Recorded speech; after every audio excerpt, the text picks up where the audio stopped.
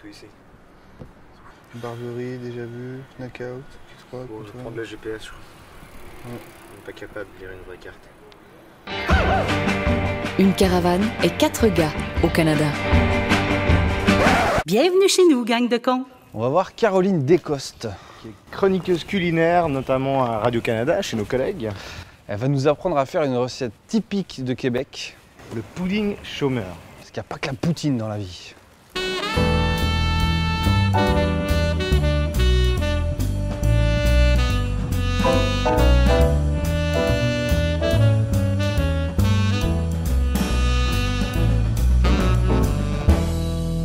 C'est un pudding qui date des années 30, donc pendant la Grande Dépression.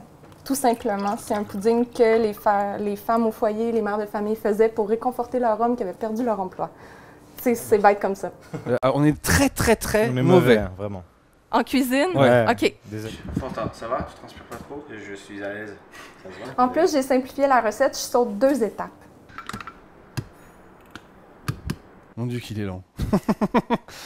Je vais pas trop en mettre, mon gars.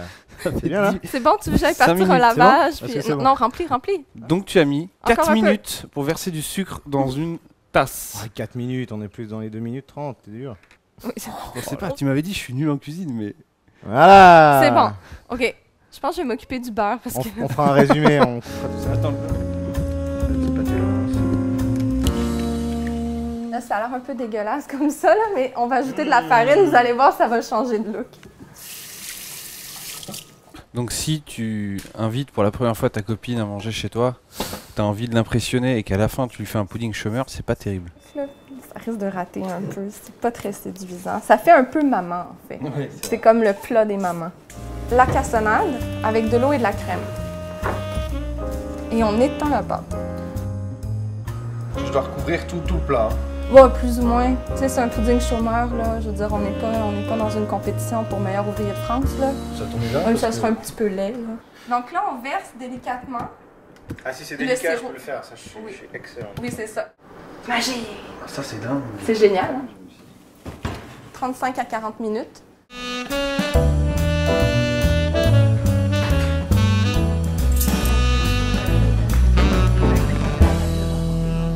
Mais comme il est beau ce pudding chômeur. Mais dis donc. Le plat a cuit en même temps que le gâteau. Il est devenu blanc. C'est super bon.